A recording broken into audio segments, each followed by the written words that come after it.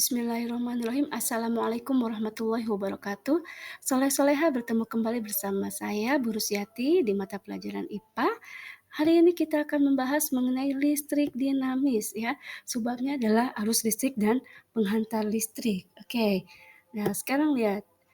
Ada analogi arus listrik dan air. Nah, perhatikan dua animasi di bawah ini. Informasi apa yang kalian dapatkan dari kedua animasi tersebut? Oke, nah betul ya. Kita dapat melihat air mengalir pada sebuah pipa. Wujudnya berupa cairan yang terdiri dari molekul-molekul air yang tersusun oleh hidrogen dan oksigen atau H2O. Air mengalir bukan tanpa syarat, tapi air dalam pipa hanya akan mengalir jika terdapat beda tekanan pada pipa.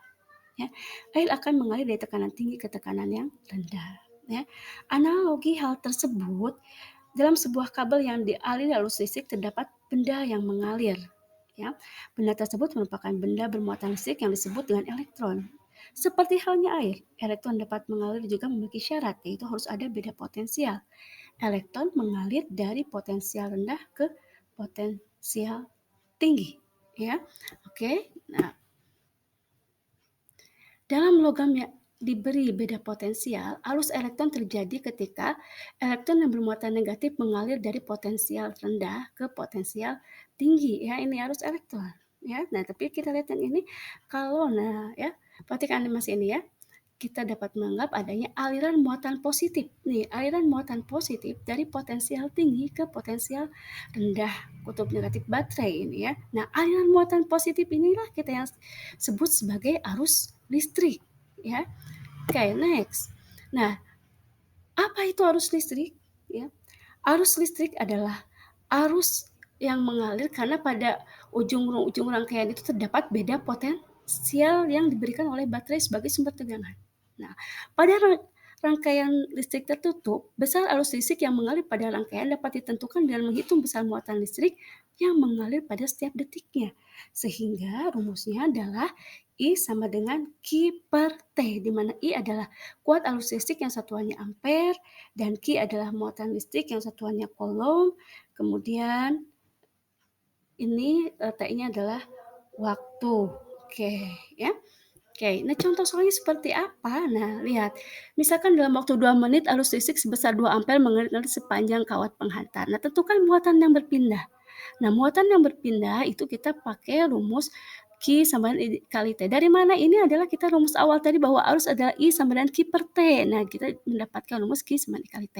Sedangkan jumlah elektron, nah kita rumusnya N sama dengan Q per QE. Nah, kita tinggal masukkan arusnya 2 ampere, T-nya adalah karena 2 menit, di sini 2 menit berapa detik harus dikonversikan ya, 2 kali 60 120, maka muatan yang berpindah adalah sebesar 240 coulomb. Nah, sekarang bagaimana menentukan jumlah elektron? Kita tinggal masukkan ke rumus ini bahwa N sama dengan Q per QE. N-nya adalah jumlah elektronnya, QE-nya adalah muatan satu elektron sebesar 1,6 kali 10 pangkat minus 19 coulomb.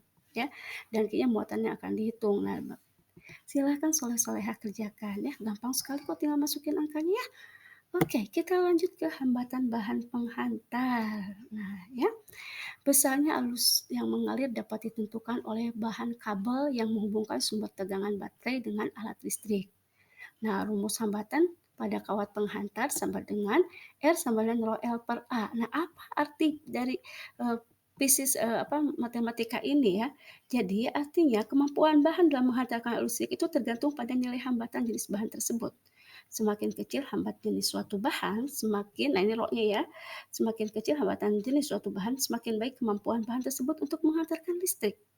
Ya, dan semakin kecil ya, semakin kecil nilai hambatan sebuah bahan juga semakin sedikit energi yang terbuang dan lampu akan semakin terang ya. Nah, nanti kita lihat di sini. Nah, silahkan dilihat animasinya. Nah, energi yang terbuang itu dapat diidentifikasi sebagai panas yang muncul pada penghantar ya. Nah, inilah. Jadi kenapa ini akan ada yang lebih terang? Nah, ya nanti jadi hubungannya tadi ke R sama dengan rho L per A. Jadi tergantung ini ya.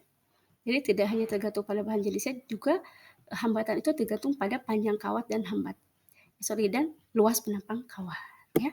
Nah tadi nanti juga ini ya dari animasi di samping silahkan kalian amati mana yang lebih apa memberikan, efek lampu lebih terang, apakah tembaga, aluminium, ataupun perak. Nah ya, perhatikan kecepatan gerak muatan, bandingkan dengan nyala lampu yang dihasilkan. Oke, ya seperti ini soleh-solehah ya. Oke, kita lanjut. Nah nah, pada tabel di sini ya diperlihatkan ada 3 kelompok bahan, yaitu konduktor, isolator, dan semikonduktor. Ya tadi, bahan-bahan tadi kita coba ya untuk menyalakan lampu, mana yang memberikan lampu lebih terang, kan tadi sudah terbukti ya kalau dari 3 bahan tersebut, mana yang lebih terang tadi? Ya betul, tembaga ya. Nah, konduktor adalah bahan yang mampu menghantarkan arus listrik dengan baik. Pada bagian ini elektron dapat mengalir dengan mudah ya. Nah ini, silakan kalian lihat tabel-tabel ini di buku paket, buku itu juga ada ya, silahkan kalian, tinggal melihatnya, oke. Nah kemudian kita lanjut ke soal, ya. Nah, ini ada soal bagaimana caranya. Nah, jika hambatan kawat tembaga 9 hambatan jenis tembaga 0,16 milimeter persegi per meter dan panjang kawat tersebut 300 meter, maka luas penopang kawat adalah, nah ini ya tinggal masukin rumusnya, rho R sama dengan rho L per A. Tapi kalau misalnya kita mencari A, maka kita rho L per R ya, tinggal masukkan angkanya, kita dapat 5,3 milimeter persegi ya. Demikian bahasan listrik dinamis kita tentang tentang arus listrik dan penghantar. Oke, ya. Silakan kalian pelajari lagi, semoga bermanfaat ya.